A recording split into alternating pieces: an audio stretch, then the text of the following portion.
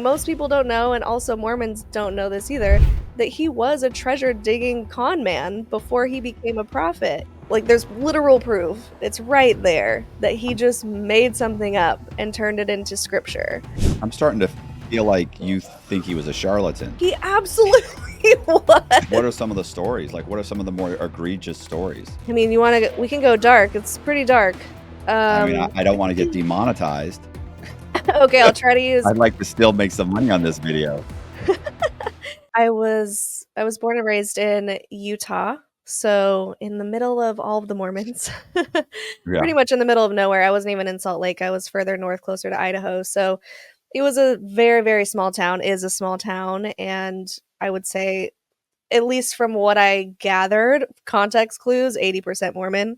So everyone just kind of lived it. No one asked any questions, and I didn't really question my faith that much until I moved out of Utah and everyone started asking me all these crazy questions and I didn't have the answers to it. So that's when I really started discovering that it had some history that was very questionable. And for a while, I was like, you know what? I'm still not ready to process this because it was so dark. I mean, the thing that I learned was about a temple ceremony that they had taken out, but my mom could have practiced it if she went to the temple a little bit earlier, which is like the super secret society thing. You can't just go if you're Mormon, where they would pretend to slit their throat and cut out their bowels if they were to reveal the secrets of the temple, which is all based in Freemasonry. The guy who started the Mormon Church, Joseph Smith, became a Mason, a Freemason, and basically just plagiarized all of their rituals and secret handshakes and signs and symbols and made it into the Mormon temple ceremony. So when I learned that, it was a little too traumatic for me to completely disregard my faith or to dive into it even more because I was also only 17, about to go to college. So I mean, the shelf was getting heavier and heavier, as we would say as ex-Mormons. Just put it on the shelf and just keep putting those things that don't make sense over there. And then eventually you have to deal with it when the shelf breaks. So that's kind of what happened to me. Okay. So, I mean, where were you when you left? Were you in college? Yeah, so I was in Vegas. I went to school in Vegas for fashion design. And I would say the super cringy things like, well, do you know there's more Mormons in Vegas than in Utah because they have to balance out the sin? And it was like really cringy and embarrassing. When in reality, Mormons just settled Utah before the mafia came in and took over. So there was actually a pretty big population of LDS people there, and LDS, short for Latter day Saints. And I had a good time in the singles ward. I mean, they split up those who are between 18 and 30 who are single and put them in church together to try and get them to marry each other. So Right. so it's kind of awkward, but it's fun because you're finally allowed to date. And before it was very taboo or, completely shut off your sexuality or your romanticism. But as soon as you graduate, it's like, it's go time. You need to find your eternal companion. So there was a lot of fun things, but also confusing things around that time. Right. Well, I mean, I think lots of religions kind of do that. They like for you to, you obviously there's less issues or friction in a marriage if you both have certain things in common, and Yeah. religion is one of them. Yeah. So, I can see like being Catholic. There were lots of group activities with the boys and the girls where they're trying to kind of pair you up, Yeah. and then you have marriage in Catholicism. Like to get married in the Catholic Church, you have to go to marriage counseling. So you have a whole series of classes you have to take and pass before they'll allow you to be married. Which, of course, one of the things is both of you have to be Catholic, or one of you needs to convert to Oh, yeah. Catholicism. Mhm. So, It's so I mean, similar. It's similar in Mormonism. They don't say you have to be Mormon. Like, they're not going to deny you getting married, but they will deny you getting married in the temple because even if you're both Mormon, there's a chance that you won't be worthy enough to get married in the temple. And that's the highest of high goals because you can only get to the top level of heaven. I don't know if you're familiar with the levels of heaven in Mormonism, but there's no, I lots guess. of them. Okay. So there's a celestial kingdom, which is the top one, and then the terrestrial, and then the telestial kingdom, and they all have varying rules. And like they say that Hitler and the murderers and whoremongers and liars go to the bottom one, and then The middle one is for people who are maybe they were Mormon and they just didn't follow all the rules, or maybe they were great people and they just never heard of the gospel and they'll have a chance to accept it when they die. And then the celestial kingdom, those are like the top tier Mormons, the ones who followed all the rules, made sure they paid their tithing in full, 10% of their income, were going to the temple, doing temple ordinances. They got married in the temple or sealed in the temple to their families. It's very ritualistic, I would say. And then within the celestial kingdom, there's three levels within that. And I don't even know all the rules past that point because there's just too many to keep track of. So if you want to go to the highest level, you have to get married in the temple, which is basically you have to pay to play. Like you have to pay your tithing, you have to go to church every Sunday, you have to go to the activities, you have to usually you hold a calling, which is kind of an assignment, a volunteer position that is given to you where you have to, I don't know, lead the songs in church, or you have to keep track of the finances, or you're teaching a class, or whatever it is. They give you jobs to get you to come on Sunday, and lots of different rules. And then also, if your kids leave, your salvation could be at risk. I mean, it's pretty dicey, but there's a lot of things you have to follow. So basically, the goal is to get to the temple. So that's why you want to marry a Mormon, and why you need to find someone who is righteous in air quotes and worthy to go. So there's a lot of guilt and shame involved, because if you do anything outside of these rules, like let's say you slip up and you have premarital sex, or you even do something lesser than that, which was my case, oral sex, and they're like, no, you can't do that, you can't go to the temple for a year, and they punish you, and you can't take the sacrament, which is like communion in church every Sunday. So people look, if you're in a singles ward and someone's not taking the bread and the water, it is water, not wine, because they don't drink, then they know that you've sinned. And it's really embarrassing because everyone is like, oh, she probably had sex, or she probably messed around with her boyfriend. So it's this public shaming element to it that makes the singles ward even more icky and cringy to be in. Okay, so I know I know the basic story of John Smith, right? Joseph Smith. Joseph Smith. Sorry, like he found like some tablets, and what's the basic story, right? Like weren't these tablets that were Yeah. given to him by Jesus or God or something, and only he could read them? They Yeah. were gold or something. They were plates or something. I mean, You're I'm you're onto it. Yeah, you're pretty much close. there. It's no. So the story goes that when he was 14, there were all these religions popping up, which was true back in those days, like 1830s or something, maybe 1820 something. And he's in upstate New York, and he's like, I don't know which religion to join. I'm so conflicted, because he's reading his Bible and trying to be a good Christian kid or whatever. So he goes into the forest and he prays and he's like, which religion do I join? And apparently God and Jesus descended from the sky, and they were like, hey, none of them are true. It's your job to restore the real truth upon the earth. And he was like, wow, cool. How do I do that? A lot for a 14 year So, old. yeah. So the funny thing about that though, and I'll just like stop throughout the story, because there's some things that they don't tell you when you're Mormon because it doesn't make them look good. So when people are looking from the outside in at Mormons going, you guys are idiots, how could you believe that? Just know that they only have part of the story, and they think that anything additional or any other information is anti-Mormon rhetoric or just ex-Mormon BS. So that story was actually written down multiple times. I think there's like, I'm going to get the number wrong. It's between like 8 and 12 different versions of the first vision. And the first vision is an integral part of the church. So the thing is, there's so many different versions of it, and they don't even use the first or the last. They just pick one in the middle and call it a day. And so that's one of the things that I found out when I was leaving. I was like, wait a second. He totally made that up. If there's all these versions, some of them have God and Jesus, some of them is just one, some of them it's an angel. It's so messy. And so, anyways, first vision. Then there's an angel who comes to him and says, there's a testament of Jesus. It's buried in the hillside. And when you're ready, I'm going to tell you where to find it. And this goes on for years, where he waits, and then the angel comes back and is like, "You're not ready yet." And then, so by the time he gets the plates, he's older. I want to say in his 20s, maybe even 30s or something. I should know all these dates by now, but I try to forget.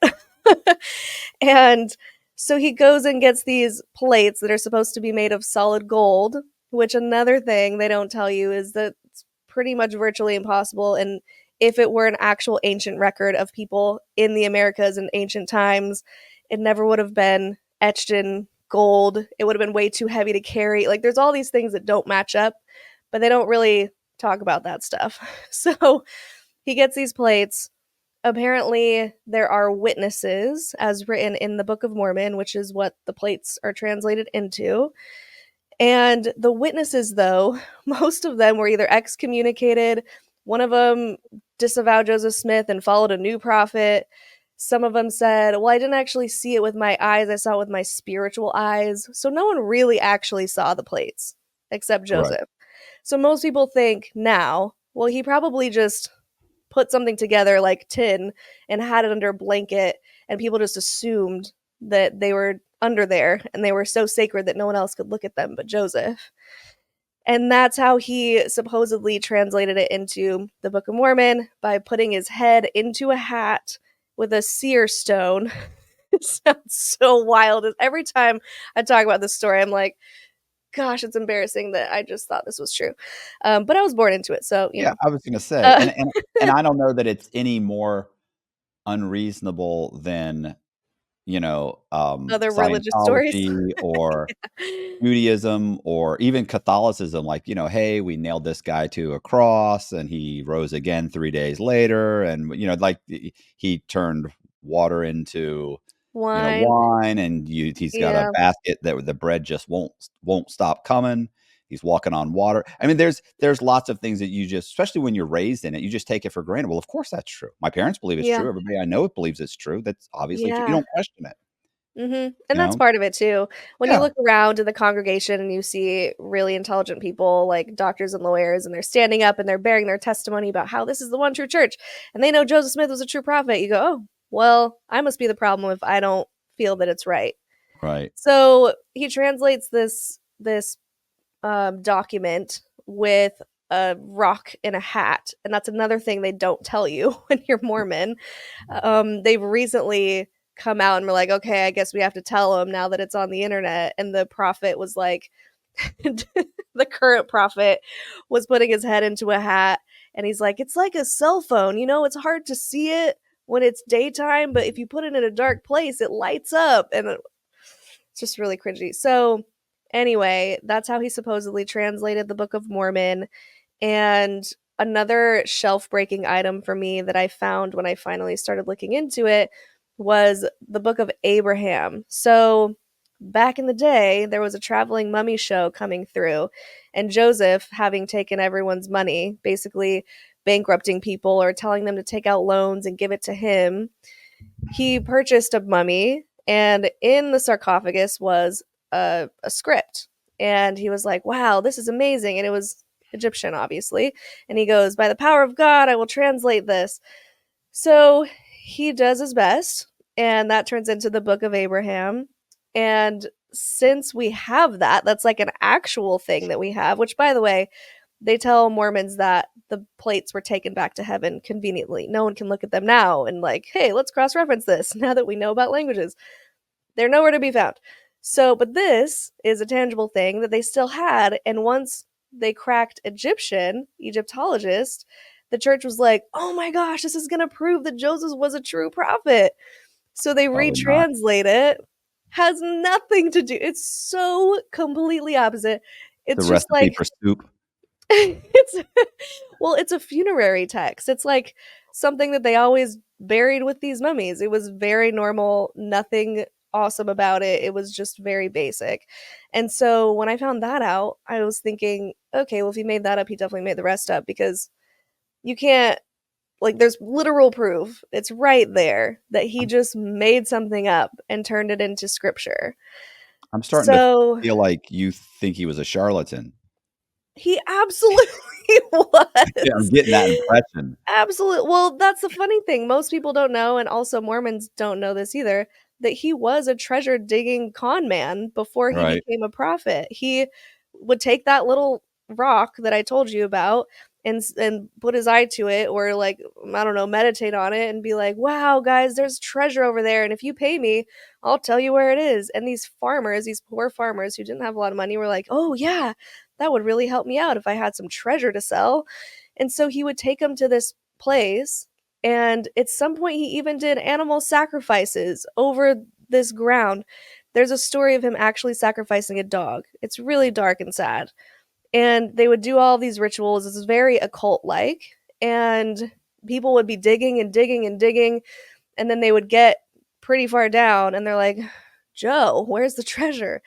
And he would be like, "Oh, you know what? The guardian of the treasure has taken it further into the earth because you are not righteous enough or worthy enough to get it." And they'd be like, "Oh, bummer. Let's try again tomorrow." Yeah. And I he want was my money back. actually conning people. Like, no, they were just, yeah. I mean, eventually he was running from the law because it caught up to him and people were upset, clearly. And that's why he had to move so many times. And that's another thing most Mormons don't know is that they weren't just so persecuted, right? It's something that we were taught as, oh, we were pushed out from place to place to place because we were so persecuted and we were living the truth, and Satan, the adversary, was just trying to get rid of Mormonism. No, he was breaking the law all over the place and trying to steal guys's young daughters and wives, and people were upset, and that's why they had to settle Utah where no one was. Well, the Native Americans were there. They wiped out a bunch of them, took some of them as slaves too. It's like, it's so messy, the Mormon history, that when you really look into it, it's shocking. Um, so, but I mean, eventually the church is founded and he's got followers. I mean, it's not like it, obviously at some point he must have, stepped back and said, "Hey, I've got a following here. I need to stop being a knucklehead." And I've got, no, all the way till Oh the day he no. died. He tried to run for president of the United States of America. I didn't know He that. No. he was not giving up. Yeah, he even had his own militia, which I believe, if the sources are correct, at one point was larger than the actual US Army. He had people willing to fight and go to war for him. He was very charismatic. He had won over the hearts of many, many people, and he wasn't going to stop. The only reason he stopped was because he got killed. He was put in jail because he burned a printing press to the ground because they were printing things about his polygamy and all of the stuff he was doing. And they're like, "Hey, we need to warn the town what you're up to." He sent people to go burn it down, gets thrown in prison. A mob comes and he gets shot and he dies. So now he's a martyr. And then the next guy who took over, Brigham Young, was way worse than Joseph Smith. And he's the one that took everyone to Utah. Okay. But I mean, the church is clearly it's doing well. Like they've Yeah. got a following. So, I mean, I guess define well, because there were so many religions It's that were survived. popping up. It's survived. It's Yeah. outlasted many other religions. And You the know. only reason for that is because they isolated themselves in Utah.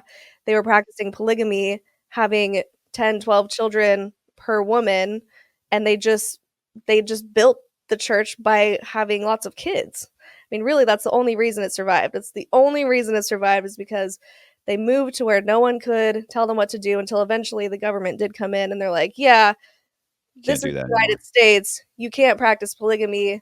You're gonna not be a state anymore." I mean, Brigham Young tried to say that he was the king of his own country. Like, he tried to make himself a monarch, and the government was like, "No, bro, this is the United States. You don't own this land."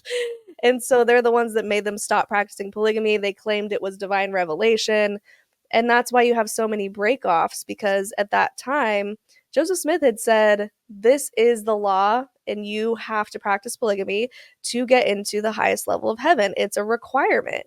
And so when they stopped practicing, a lot of people said, "No, this is not what Joseph Smith intended." I mean, it wasn't that long ago that he was running the church. The Mormon church is not that old, it's like less than 200 years old. And so they're all thinking, well, if we're going to follow Mormonism, we need to follow the fundamentalist principles, which is where you get the breakoffs of the fundamentalist LDS, the FLDS, the Warren Jeffs, the Keep Sweet Pray and Obey group, where that leader got put into prison because of child sexual assault. So you have all these breakoffs of polygamy now that are extremely problematic. You have one group who actually practiced blood atonement, something that Brigham Young put into place. Have you heard of blood atonement? No. Okay, so this is probably the worst teaching in my opinion because they're literally murdering people. So the doctrine goes that if someone doesn't repent for their sins and you want that person to go to heaven, the only way to ensure they get to heaven is to slit their throat and spill their blood on the ground to atone for their sins. So they're straight up offing people all over the place. It was a really, really bad time in Brigham Young's era. And then people got a hold of this doctrine because they started researching into the early prophets of the church.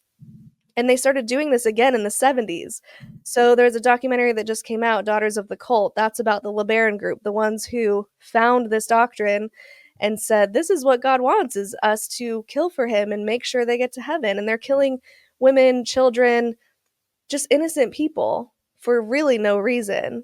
And also, if you've seen Under the Banner of Heaven on Netflix, I believe, great, great, great TV show. It's scripted, but it's all based on a true story.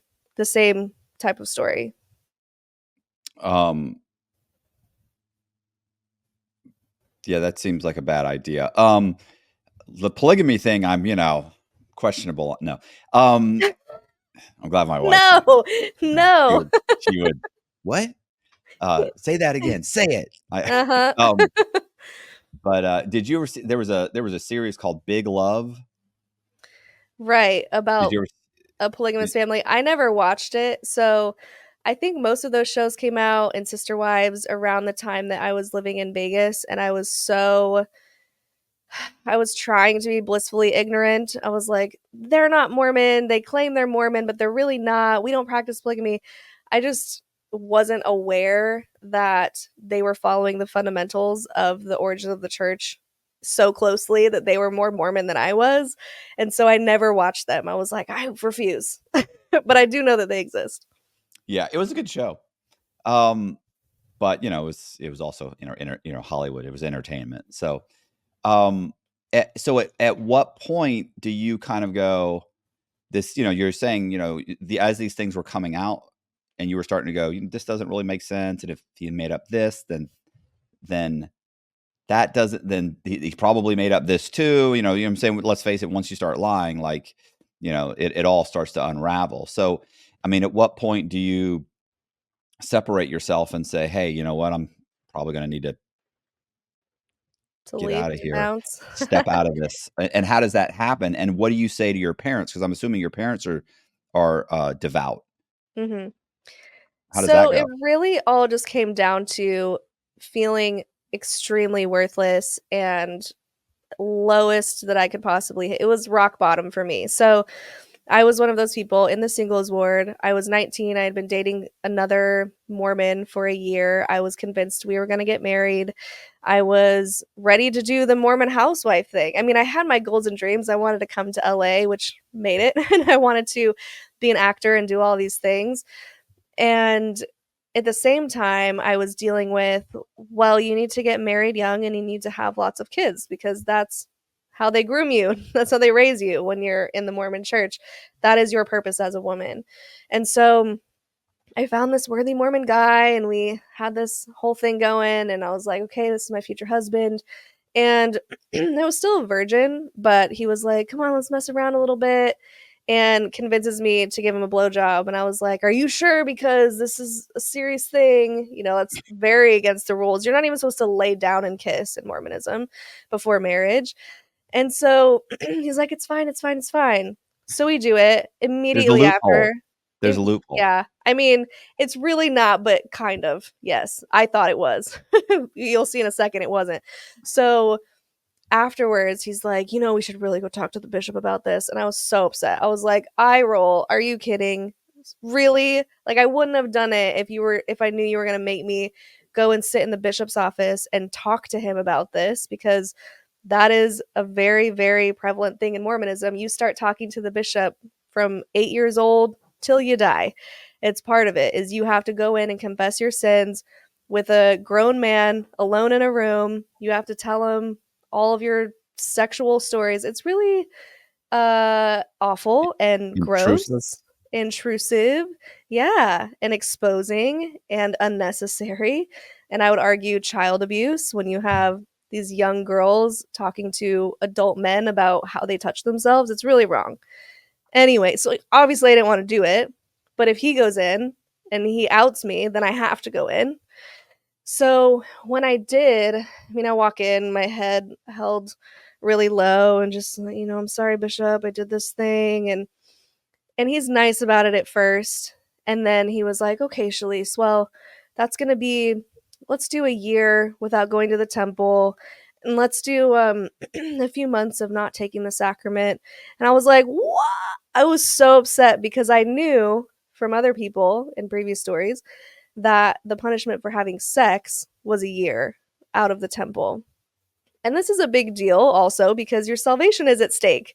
Because if I can't go to the temple, if I can't be in good graces, I'm no longer the A plus Mormon student that I thought I was. I could end up in the Middle Kingdom and not see my family ever again.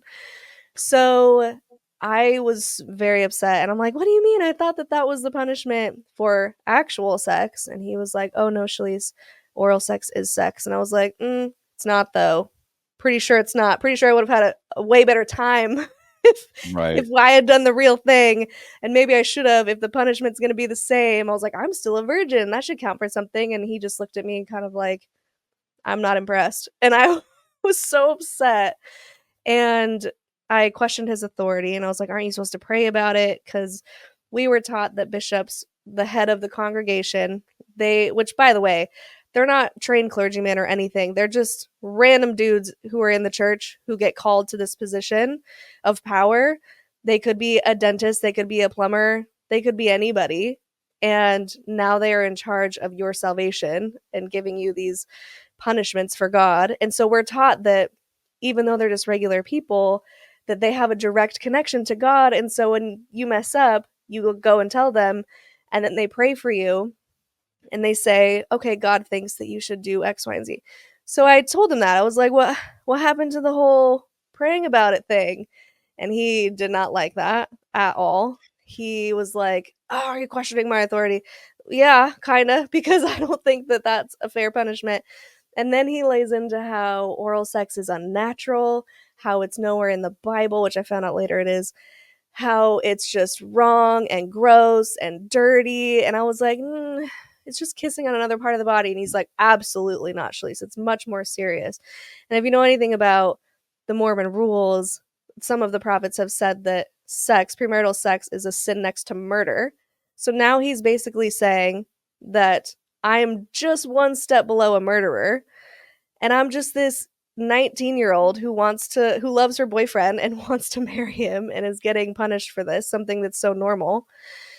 And so eventually I just caved and I was like, okay. And he's like, maybe you just need to do a little better. Maybe you need to work on your spirituality. I don't think you're spiritual enough. I think you should break up with your boyfriend because you're a bad influence. Just blame, blame, blame. All on me. I know you work on Sundays, which is against the rules. Maybe you should look for a new job. Starts attacking my character.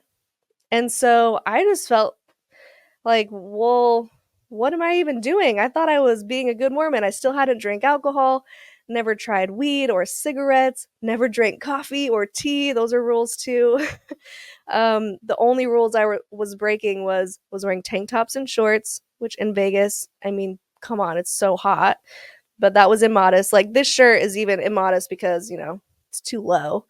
But I was following all the rules, and here he is telling me that I'm a horrible person. So I just broke down in tears. I called my mom. She was so upset. She was just like, are you kidding me? I can't believe he said that to you. And I think because of her support, I started thinking, wait, maybe the problem isn't me. Maybe it's the church. And that's the first time I ever allowed myself to think that. And that's when I started diving into Google with an open mind willing to Right. find information because I'm like, wait, my friend back in Oregon who had an intervention with me in her car telling me I'm going to hell if I don't follow her version of Christianity. Maybe she was onto something. Maybe I should check into this. Maybe I should really do some Googling and find out if there's any truth to this because maybe there's a chance that I don't have to feel like a horrible person because I didn't believe that I was deep down.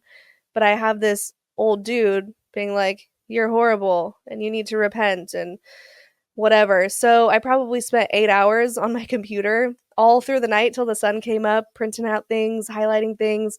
And I did take it to one of the higher councilmen. So there's a guy under the bishop, first counselor. I wasn't going back to the bishop because hated that guy. But I did take it to him and I was like, hey, what about all of this stuff? What do I do with this information? That probably These, didn't work out well. you know what? This guy, so he was a lawyer, incredible human being. We all loved him. He was so kind. He was one of those that fit in to the kid, like he was cool with the youth, but he didn't have to try to be cool. Everyone just liked him. And that's why I went to him because I'm like, okay, he's gonna tell it to me straight. And he honestly was just like, yeah, those are all really great questions, but we just don't have the answers. And the way he said it though made me think that he knew all of that already, but he just didn't want to be the one to tell me about it. Like it made me think that maybe he also had an issue with all of that, but he wasn't ready to leave the church or he didn't really believe it anymore, but he was just going to stick it out because he wanted to be there for the kids, like he's just a good guy. And so, and I say kids, but we're adults. So anyway, I take all that to my mom and I'm like, "Mom, what are all these answers? Like, have you heard about the Book of Abraham translation? Have you heard about the multiple first vision accounts? Have you heard about Joseph Smith having 14-year-old wives and marrying mother-daughter combos and sister combos and like have you heard about any of this?" And she's like, "No." She was completely in the dark because she also grew up in Utah and her parents were Mormon and their parents were Mormon. We like our lineage goes back to literally the first Mormons. And so she took those questions to her bishop and then the guy above him and the guy she couldn't get any answers. And so I unknowingly set her on a path to deconstruction. So we're kind of figuring it out on our own. And it's at one point she calls me on the phone and she's like, "Hey, Shelise, I want to let you know, it's her and my dad together. I want to let you know that we haven't really been going to the church and or going to church and we took off our garments, those they call people who are non-Mormon call them magic underwear. You've probably seen them. They're like clothes you have to wear under your clothes if you go to Right. the temple. And it's a really big deal to take them off." So she's like, we took off our garments and just want to let you know what's going on. But if you want to get married in the temple, we'll do whatever it takes to be there. I found out later, like a few weeks ago, that she meant she would just lie to get a temple recommend so she could go to my wedding. Because if she wasn't Right. worthy, she wouldn't have been able to go to my wedding. Right. And I was like, "Oh, no, no, no, it's fine. I'm actually out of the church or like I don't believe it anymore." And she was so relieved. She's like, "Oh my gosh, I'm so happy." Because she was worried that I was going to disown her because that happens.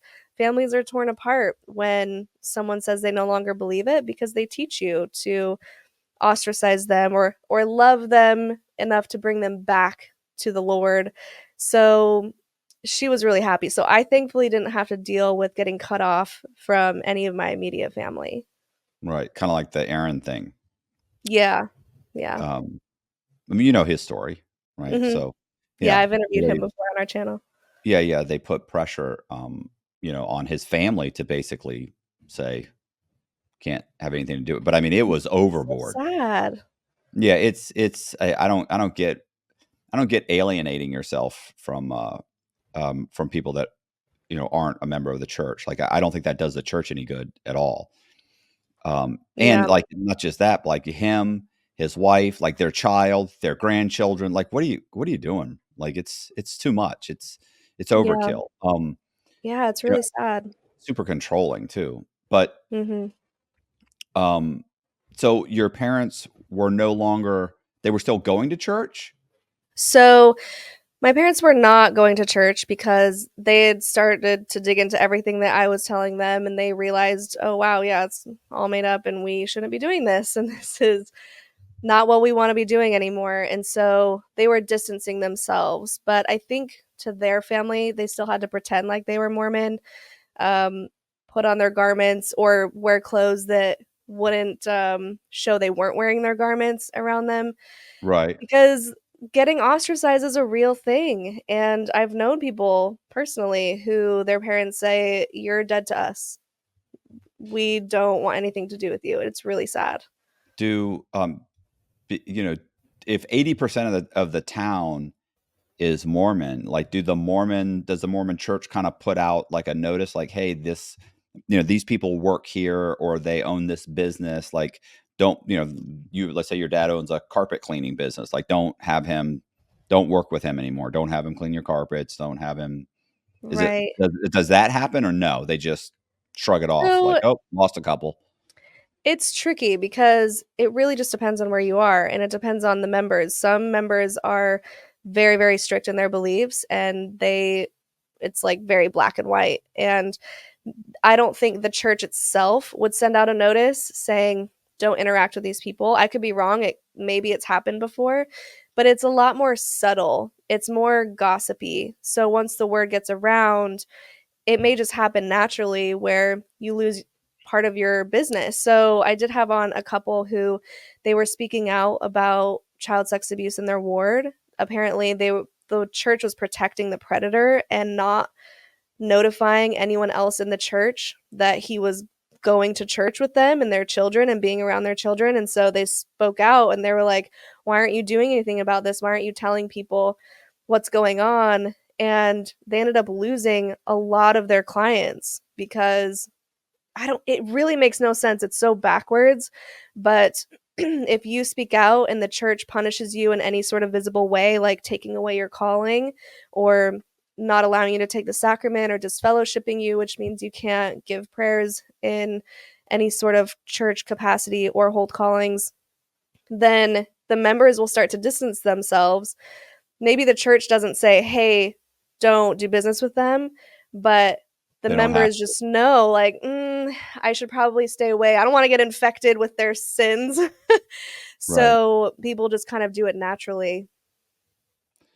Okay. Um, so what happened with the boyfriend? Well, he did break up with me for a hot second. I think we got back together maybe a month later, and then we were following these stupid, cringy rules. And he came home with a sheet of paper and he was like, "Okay, this is what Bishop gave me. This is what we're supposed to do or not supposed to do." And it was a list of things like, don't be with each other after midnight, or don't allow the anyone of the opposite sex to go into your bedroom, or don't lay down and kiss, and all these. And I'm like, dude, we've been dating for a year and you're gonna tell me not to do this stuff now? This is so pedestrian. Like, are we in middle school? What is this? And I was really petty about it. I remember he was doing laundry and he walks into his room and I stop at the door and he's like, "What are you doing?" I was like, "I can't come in your bedroom." And then that night we were watching a movie and I looked at the clock and I just got up and was about to leave and he's like, "Don't you want to finish the movie?" I was like, "Absolutely. I would love to finish the movie, but it's midnight and I got to go home." And so that was teenage me being a brat about it. And then eventually we broke up. I mean, it wasn't meant to be, and I'm so glad that I didn't go down that path because my life would have been so different. He literally admitted to me later that it's like, "Yeah, I know you had plans to go to LA and be an actress and all of this stuff, but I was just planning on marrying you and making you a housewife." Right. I mean, he had an agenda, Yeah. You had an agenda, he had an agenda. It was, He had a battle of the Mormon will. agenda, and Yeah. that's what he was taught. But you're in LA now, I am. So I did right? move to LA. I did become an actor.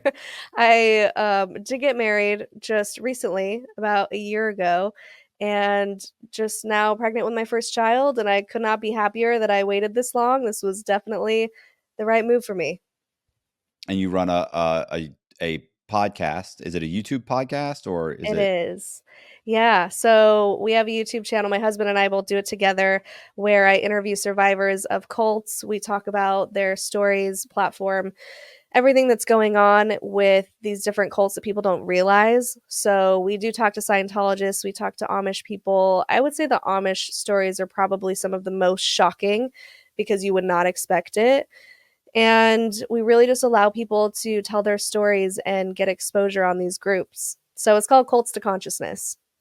So what are some of the stories? Like, what are some of the more egregious stories? Oh man. I mean, you want to we can go dark. It's pretty dark. I mean, Um I don't want to get demonetized. okay, I'll try to use I'd like to still make pretty some money on this abbreviated words. video. Yeah, we have to struggle with that all the time. So, let's just say that the more strict any religious group is, it seems the more abuse follows because it creates a predator's paradise where the predators are slapped on the wrist. Don't do it again. Oh, everyone forgives them. If you talk about it, then you're in sin. So, with the Amish, for example, let's say someone, let's say an older man abuses his own daughter and they find out about it, and the victim is usually punished worse than the perpetrator. And the punishment would be they call it the shunning or put in the bond or the ban depending on who you talk to, where they can't eat with their families, they can't even eat out of the same bowl as their family. So they're really isolated for about 6 weeks if you're the predator. And sometimes the ban can last years if you're the victim. And a lot of times it's because they think it's the victim's fault.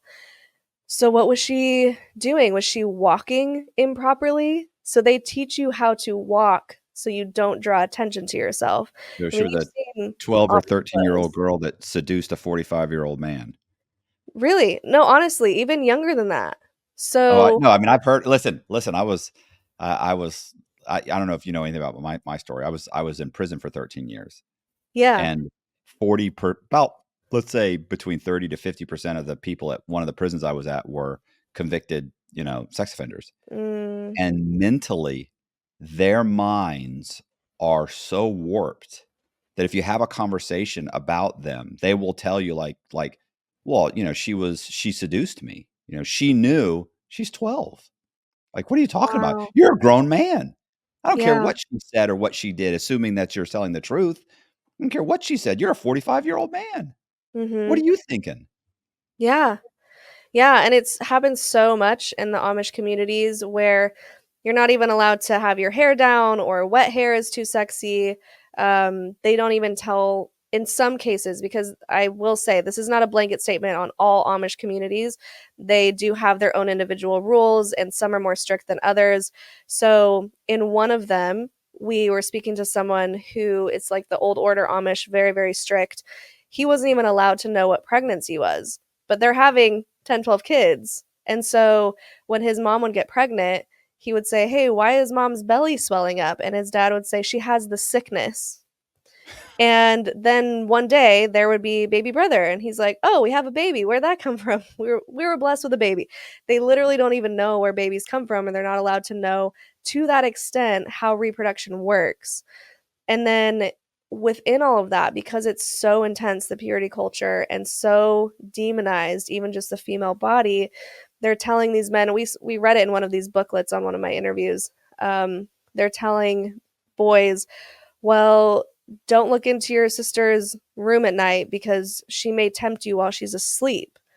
And so it's putting these thoughts into these kids' heads like, oh, am I supposed to be attracted to my sister? And it that happens. This incest happens where they are being assaulted by their own siblings and they were doing nothing but sleeping, or maybe they weren't wearing their full gown that they were supposed to be wearing. Maybe their hair was draped over the side of the bed, and so they're blamed for it and they were sleeping. Right. So it's so clear to me that the more strict the purity culture is in any given religion or any given group, the more distortion, the more perversion, the more abuse happens. Right. Um, yeah, I can definitely see that. I can see that, it's and there are certain, well, I mean, that's a lot of groups though, like in the, with Catholic priests. I'm not saying all Catholic priests are, have an issue, but you will end up getting people that think, hey, this is a good environment for me. I'm in a position of power and trust.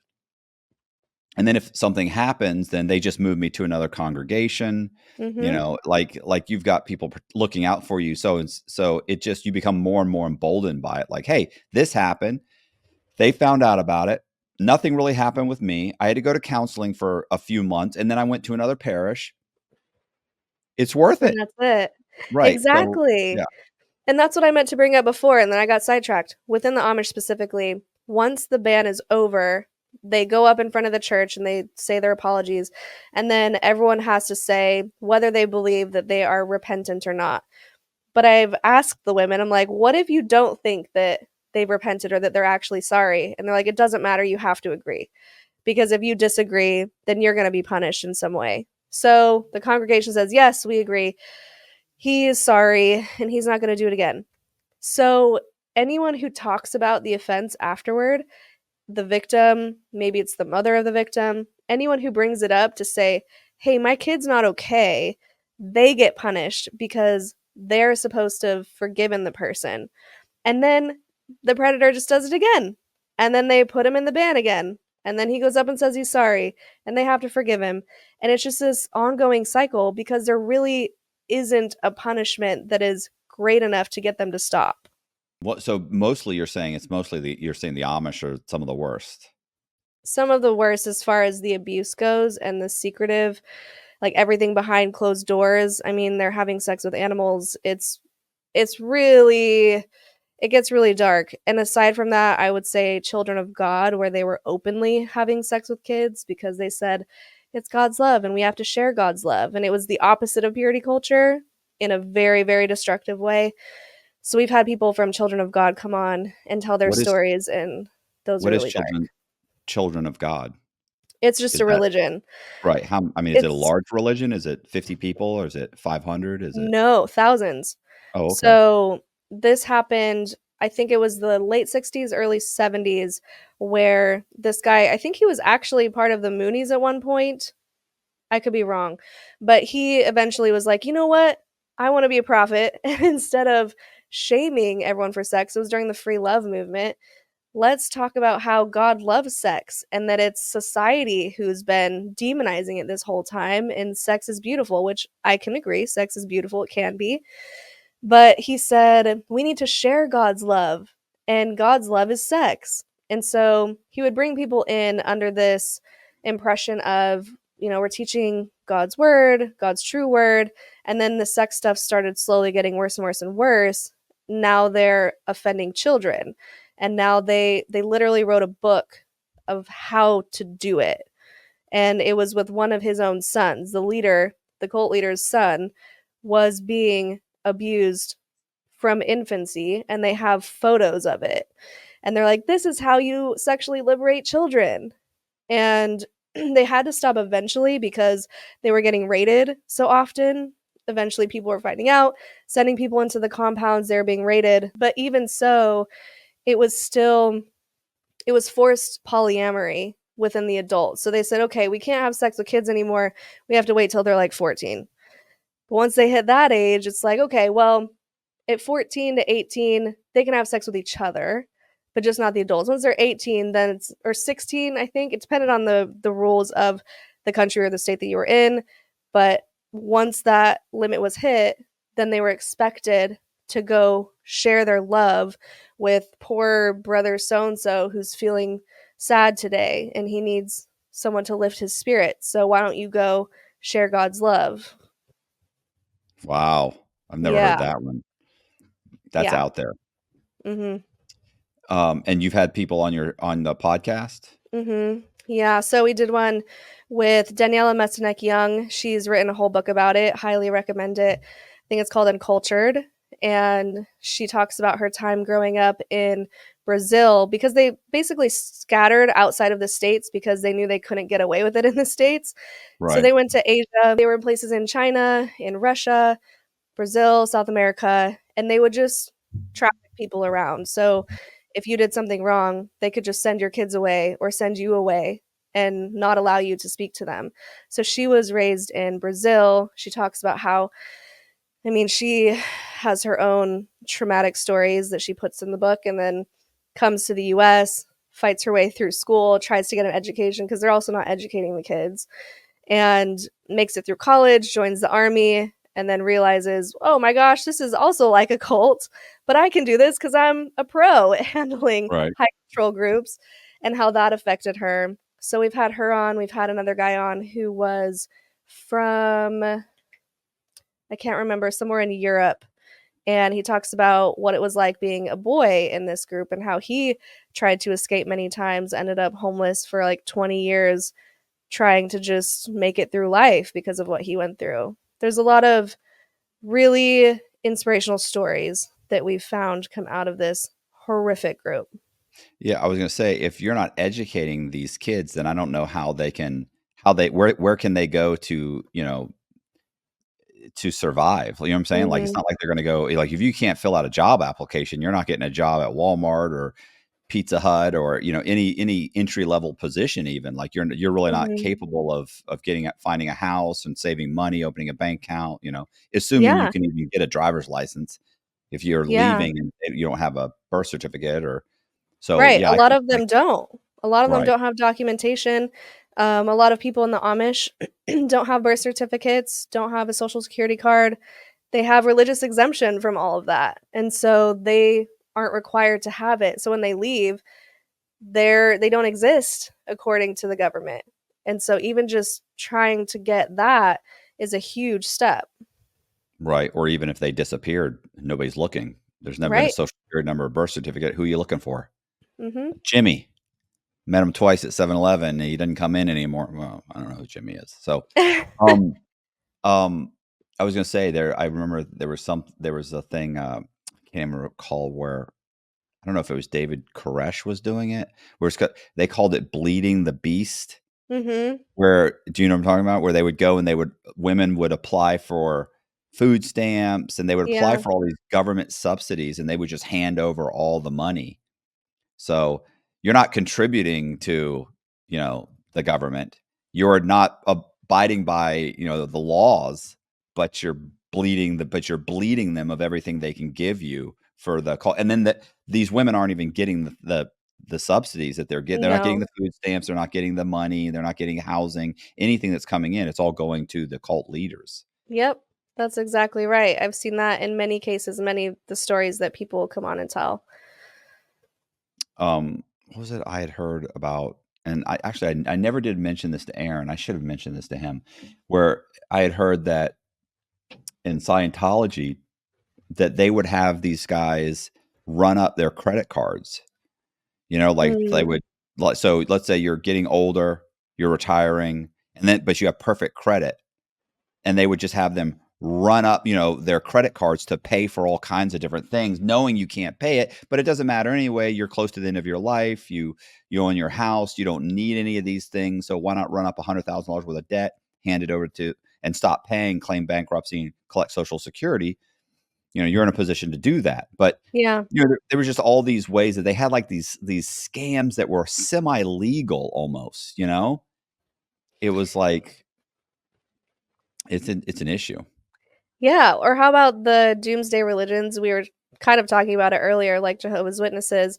I've interviewed people who their parents were like, well, first of all, college is pointless and you shouldn't go. But second of all, the world's going to end anyway, any day. So there's literally no point.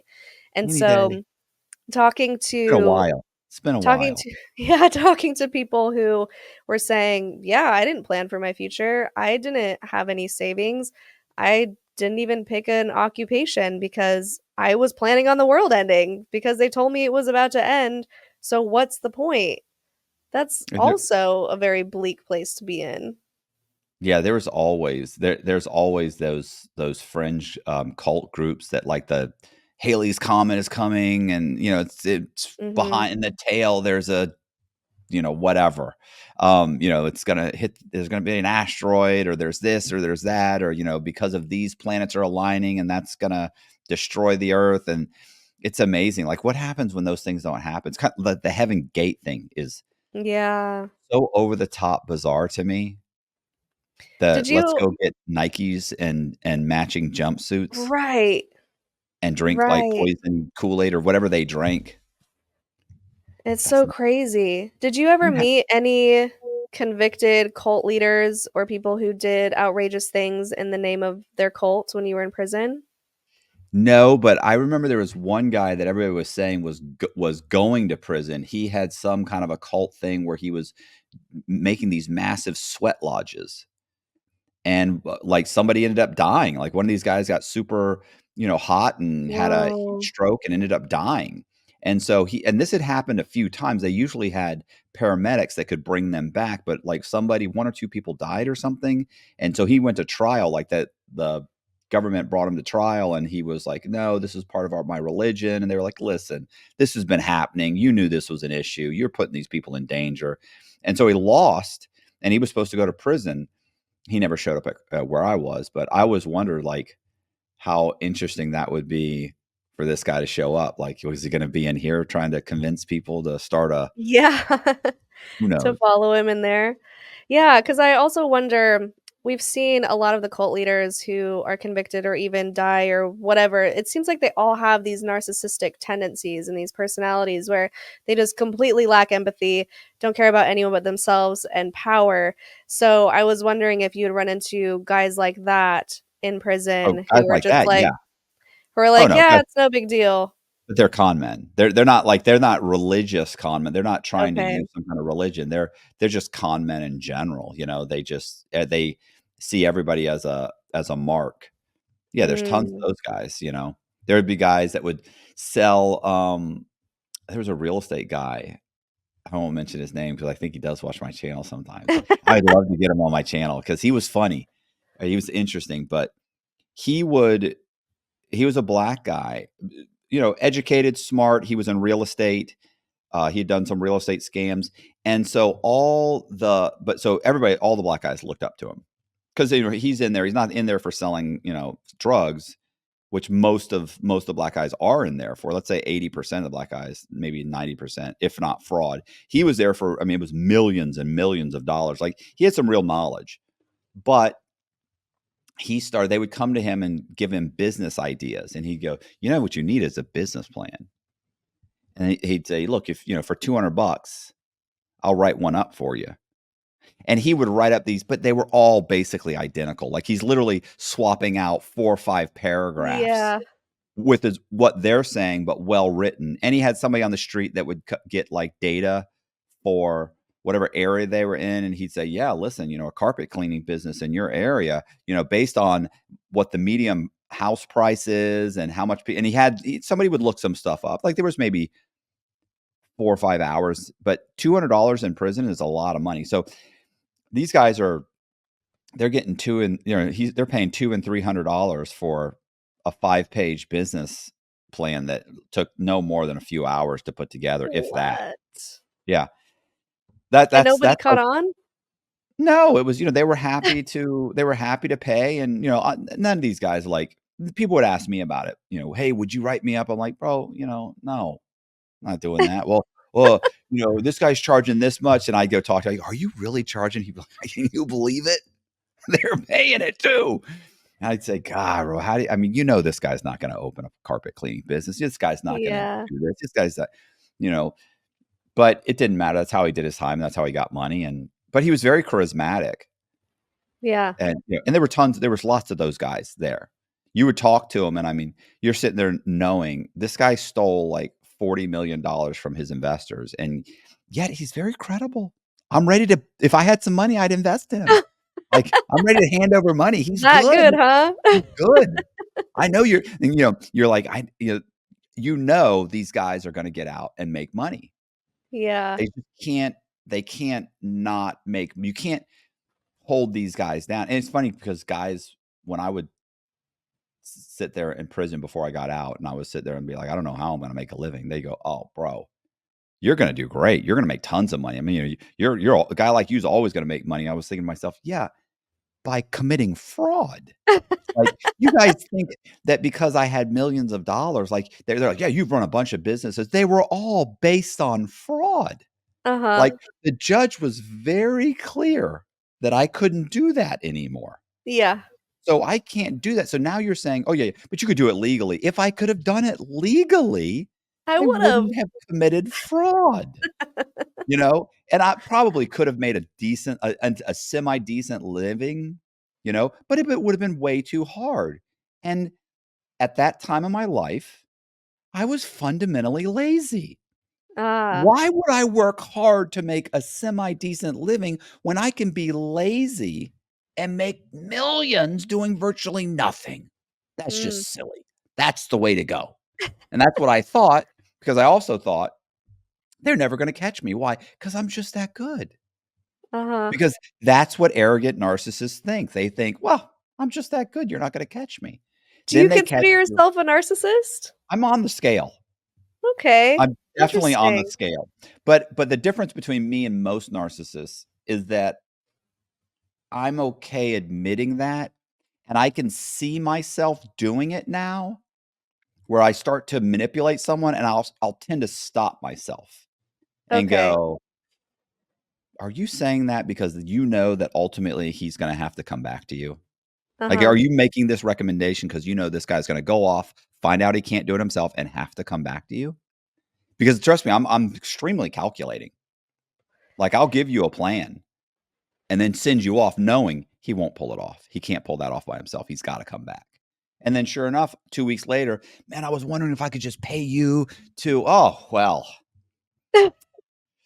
I wasn't really thinking along those lines, but I guess you could. Oof, let me think about this.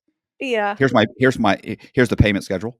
Like, it's like, so yeah, I mean, I definitely see that. But I Well, think that 95% of the con men that I've met in prison are in prison working on their next scam, whether they mm. know it or not. And a lot of them don't even, the worst kind are the guys that don't even know it. Like, you're talking to them and you're like, you don't even realize you're a con man. See, that's the thing. So that's what I was gonna say, and I want you to continue, but I just was gonna point out that the fact that you can see that you have narcissistic tendencies makes you not necessarily a narcissist to the extreme because they have zero self-awareness. They just don't have any idea what they're doing is Yeah, wrong. right. Okay, I continue. think there are two things that happen that kind of, well, maybe three things. Um, One, I wrote a memoir, which is super difficult to do because you don't see you how you really are. Like, you don't see you the Yeah. way other people see you. And two, I remember at some point, and this was really while I was reading books on how to write memoirs, and it just kind of dawned on me, like, the person was trying to explain how to kind of step back out of yourself. And they didn't say it like this. This is my interpretation of it. They said basically they were like, if 50 people say you're an asshole, you're probably an asshole. They're not all wrong. So if Yeah. 50 people say this is how you behave, and you can come up with an argument for every single one of those, there's 50 of them. They're right and you're wrong. So you need to start realizing you need to accept the fact that you're wrong. And if you can accept the fact that they're right and you're wrong, you take a huge step toward seeing yourself the way you really are and not the way you perceive yourself. So that was like kind of opened my eyes. And then a friend of mine named Pete Rossini told me, and I've said this 10 different episodes. His thing was, you cannot you cannot go to prison and behave the same way you did that led you to prison and expect to get out of prison and not come back. Like, Yeah. you have an opportunity here. You were given a bunch of time. You can look at it, two ways. Oh, this is horrible. You can bitch and moan the whole time you're there, and everybody will hate you. And you'll leave learning nothing. Or you can decide, I've been given a gift of time and I can do something with it and I can change. How much I've changed is, I'm sure, up for debate, but in some ways I've definitely changed. I remember I was talking to my ex-wife one time, and I talked to her on the phone, and so we're talking. I was in prison. So what's going on with so and so? She's like, oh, he's doing this. I was like, okay. Well, what's going on with Nick? She's like, that's like her new husband. Oh, he this happened and this and this. Like, oh, okay. I go, whatever happened? You told me about your sister. Like, is she still doing such and such? And she goes, what the hell's going on? And I go, what? She goes, you never. ask me Oh, wow. myself. What is happening right now? She goes, "You've been doing this. You've been getting weird the last few times we talked." And And she's like, "What's your motive?" yeah, she was like, "Something's going on." I was like, "I Yeah. was just wondering because I was thinking I knew I was supposed to call you today, or you sent me, and I was wondering if everything was okay with so and so." And she's like, "No, I'm just checking on you." I'm like, "Okay, well, I was just wondering." She's like, "You don't wonder about anybody but you. What's happening?"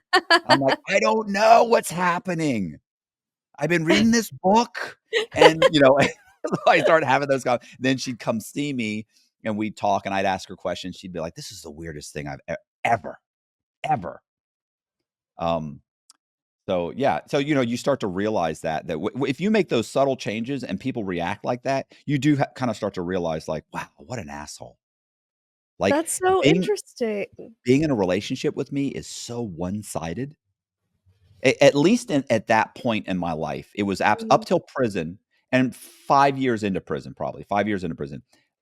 Every relationship I ever had was 100% one-sided. I didn't know who you were. I didn't know anything about you. I didn't care anything about you. It was what can you do to help me on accomplish my agenda? And look, I'm going to pay you. Like I'll give you some money if you need something. Well, what do you want for this? Okay, well I'll pay you for it. I don't have a problem with that. Like when you have stolen money, like I'm a big shot with Bank of America's money.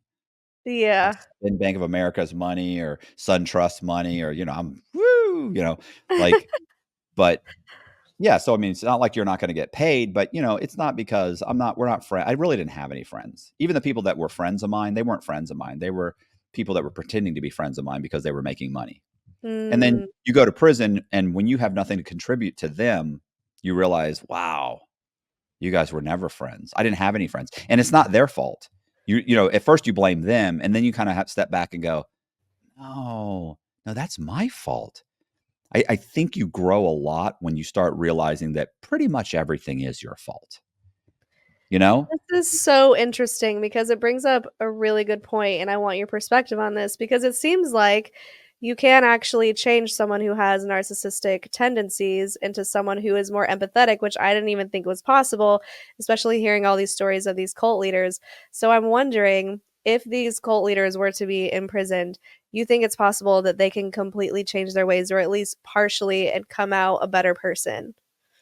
I think they would have to admit that, um, I think like I said, it depends on how high up the scale they are, and it depends on whether or not they want to admit that they're there for a reason. You have to understand, almost every con man that I've met in prison doesn't believe that they're there because of them. It's always someone else's fault. And it's so funny because you start talking to somebody about their case and it's not their fault and it's not this and it's not that. And then 6 months to a year later, it starts to come out. Well, I was using a fake name. Well, I did buy a shelf company that was 15 years old so that it appeared that the company had been around for 15 years and it wasn't a brand new company. Well, I did do this. Well, I did do that. Well, I did have them sign this and I did have them sign that. And Mm, I did. It's like, my God. Within a year, you're like, you're such a scumbag, bro. And they're like, I know. I thought it would be fine. And then you break them down. But even still, I don't think most of them ever get to a point where they want to change. And right. I just didn't want to come back to prison. Like I just thought, and I think that part of that, I think that's writing a book. That really is writing a book. It was about me is that and you it's funny too because you realize when you write books about other people, because I've written a bunch of true crime books about other people, you start to realize they don't see themselves the way they are either. And I remember the first time I read an article about me and they described me as a con man. I was so offended. I I was like, I mean, wanted to call up the reporter. Who do you think you are? I'm not. But you know then when I went to prison, I read those articles again. I was like, why was I offended? I just ripped off the banks for $11.5 million on this one scam. You're a con man, bro. You Yeah. use fake identities and synthetic identities and fake this and fake pay stubs and W-2s and fake appraisal. Like, what do you You're lucky they just called you, they didn't call you a scumbag. I mean, and you were offended that they said con man? What an idiot. Like, talk about how delusional is that? That's like, a woman who's charging men to have sex with her and getting offended when someone refers to her as a prostitute. Right. That's a polite way to say it. Like, what are you doing? And sitting there, you don't know me. You don't have any. Pretty simple. But that's really where I was, and that's how these guys are, and they don't Mm. wanna change, and they're thinking they'll I'd had discussions where guys are talking about changing their name, 'cause I'd legally changed someone's name one time. One time I stole someone's identity, and then I went and legally had his name changed. Don't judge me. Don't Oh judge me. my god. I just wanted to see how to do it, and go through the process. It was like $1,500. It took a few weeks. So, um, but keep guys would be like, "Man, I heard you had someone's name changed once," and I go, "Right," and they go, "How does that work?" And so I talked to them about it, and then they go, I said, Why?" "Well, because man, there's all these artists, all this stuff on the internet. I was thinking if I could change my name, and it's like, oh, you're just setting yourself up for another scam. Like, even if they said, just rechange my life and, get a regular job and maybe, it's like, stop, bro. Like, I don't, I was the only guy in prison that I knew that told everybody that if I was going to lean into it, I said, yeah, I'm not going to hide from it. I said, if it comes up in a conversation, I'm going to let everybody know I just got out of prison. I was in prison. Here's what I was in prison for. Here's what happened. I said, and they were like, yeah, but then people will walk away from you. They won't want to deal with you. They won't want, and I was like, well, look, then there will be two kinds of people in my life. Those that are 100% acceptant of the person I am and the things that I've done in the past, and those people that can go fuck themselves. I said, that's it. And Yeah. there's plenty of people. So I'm going to be okay with with the ones that are okay with it. I said, because I'm not going to continue to lie the rest of my life, because that's the same behavior that got me into prison. Mm. And Right. I think that's part of what kind of made me go, I'm not doing this anymore. It's no good. Yeah. I would be better off living in someone's spare room, like making no money and living in someone's spare room, but just being like honest. That's a better life than the life I had before prison. Well, it's Absolutely. really admirable that you're willing to take that level of accountability because I think that's part of it. Like you said, you have to admit to who you are and what you've done in order to live authentically and be yourself and not hide from it. That's a huge deal. Yeah. Yeah. Yeah. I don't know. I'm just trying to stay out of prison. I always like get these people that tell me like, "I admire what you're doing and you're an inspiration." It's like, I'm just trying to stay out of prison, bro. Like, I'm not trying to inspire anyone. I just don't want to go back to prison. So I don't want to behave in a way that leads me back there, Yeah, you know? And that's and smart. this is, and it's not like got people will say, "So you don't have those urges anymore to commit fraud or do are you all the time I have those urges. Like that didn't go away. I just think I'm too old to go back to prison, and life is so good out here. People take things for granted. They really like life is so good. You have you have YouTube, you have Netflix, you have it's just not a horrible place out here. I hear people bitch and moan about stuff, and it's like, are you serious? Like you have a car and a nice house and you have clothes and you can go eat whatever you want whenever you want, and you can watch TV Mm, and you can go on vacation and like this is life is amazing, you yeah. know? That's a So, big perspective shift. And you interview people all the time who have been in similar situations or been in prison and are con men themselves. Do you find that they also have the same big perspective shifts, or does not everybody feel that way? you know what I think? I think the people that come on my program do. For the Yeah. most part, there's some guys that are still like they'll blame somebody else. They'll blame like the guy that told on them. It's like, okay, well, No you were robbing accountability. banks. It's Yeah. like, "You were robbing banks, bro." "Yeah, but he didn't." "Yeah, but maybe you shouldn't have given him the ammunition because maybe you shouldn't have been robbing banks." Like, "Oh, but it's his fault." "How's it his fault? You were robbing the bank." "Well, yeah, Mhm. but he told on me." Like, you're an idiot. If that's your argument, you haven't learned anything. So, I'd say 90 to 95% of the people that I interview have had a shift, especially if they're willing to come on and talk about it. If Yeah. you're willing to come on and talk about it and lay yourself bare in front of the world, you've something's fundamentally changed in your thought process. I think, Mhm. because it's not like I'm Yeah. paying anybody. There's no real benefit. Like, sometimes they've written books, and maybe they have some kind of an agenda. But it's hard to write a book and not really kind of come to terms with who you are, also. Yeah. You know. Well, I think it's really encouraging to see that, at least for you, the prison system did create some sort of shift and it was beneficial. Or would you say it was beneficial? No, oh yeah, and look, I needed to go to prison.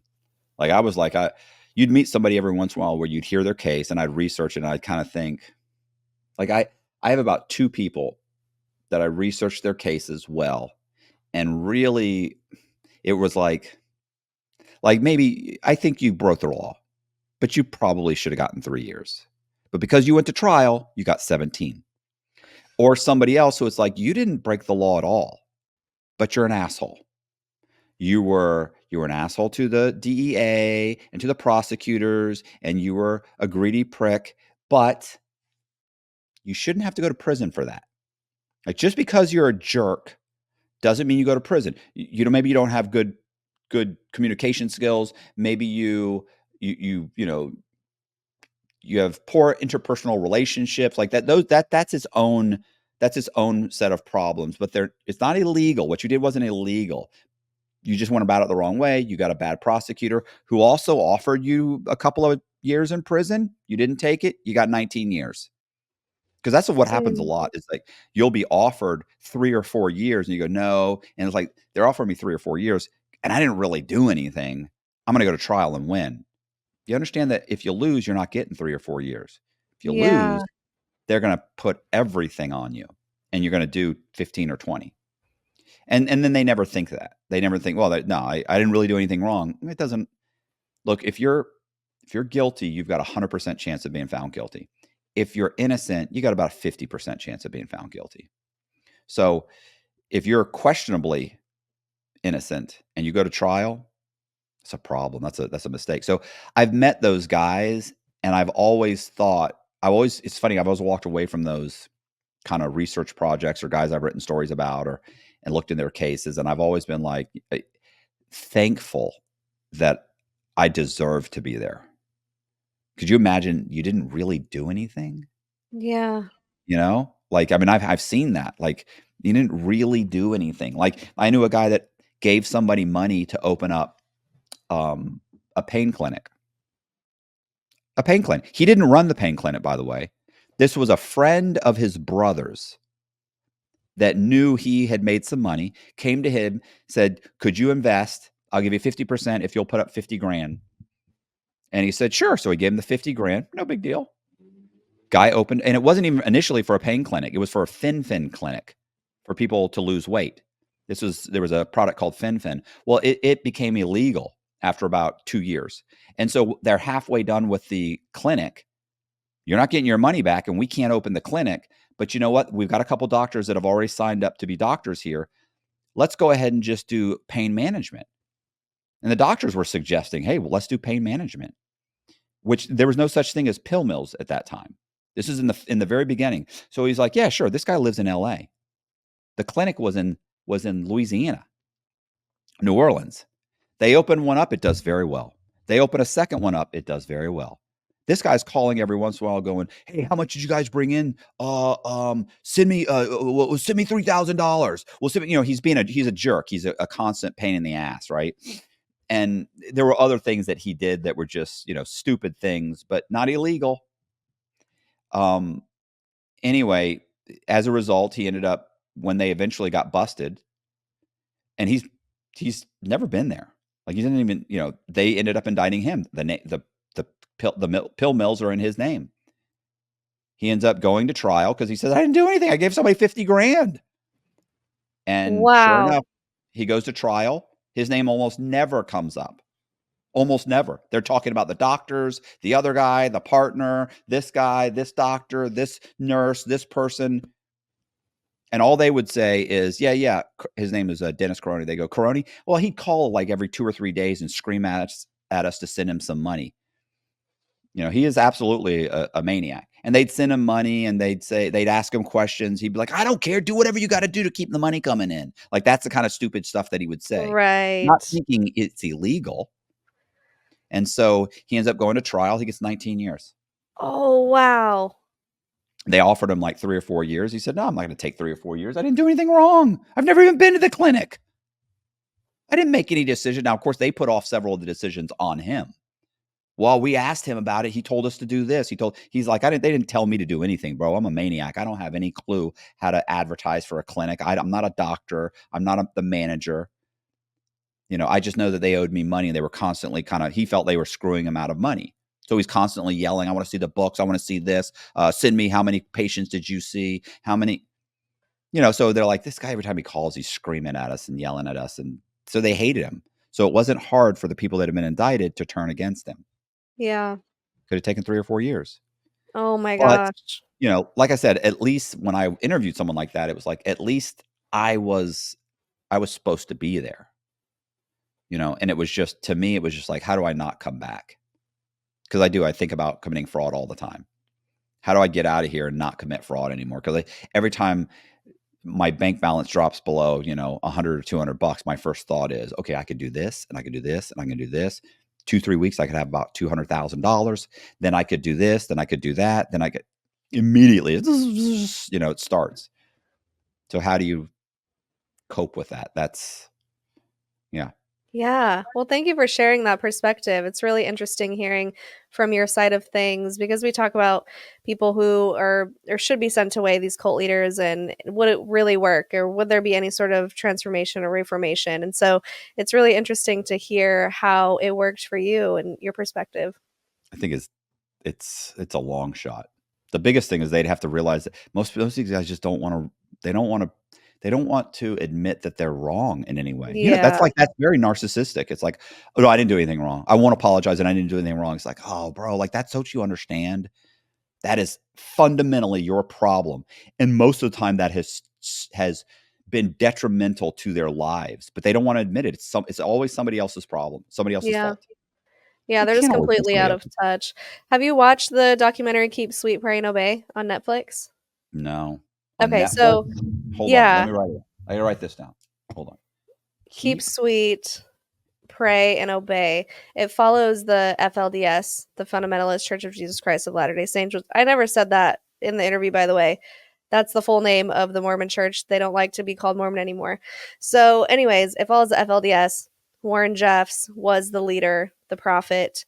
He I feel like married like 80 something girls. We had on one of his wives I actually on I the think I've show. seen this. Was he tall and thin? Yes. I think I have So seen this he a couple went to years ago. prison. He went to prison because they actually have tapes of him assaulting these young girls in what he would call heavenly sessions in the temple. Disgusting. And there was actually a point, and they show it, where he's on a phone call with some of his followers on the other side.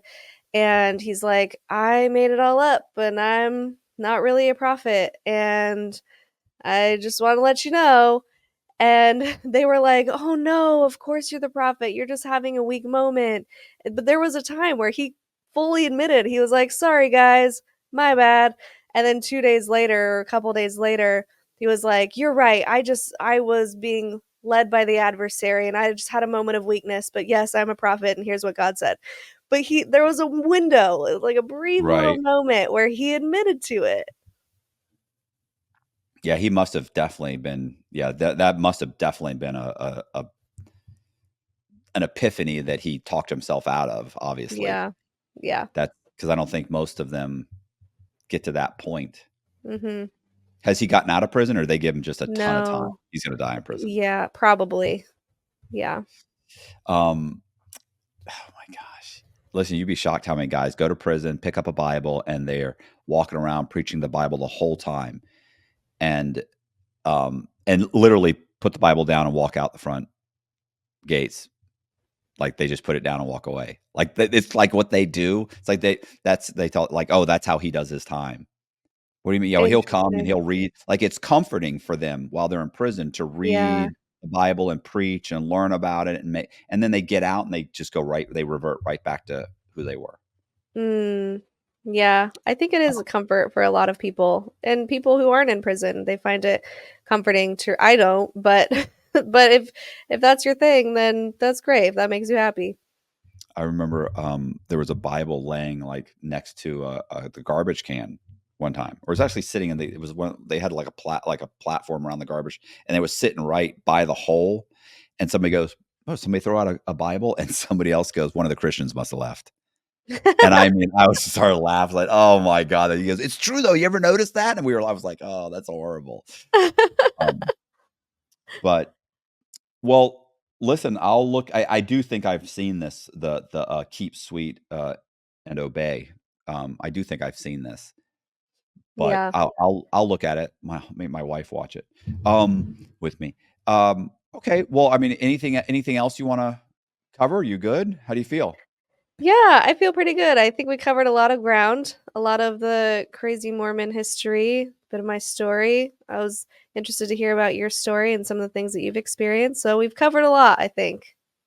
Well, How long ago did you start your channel?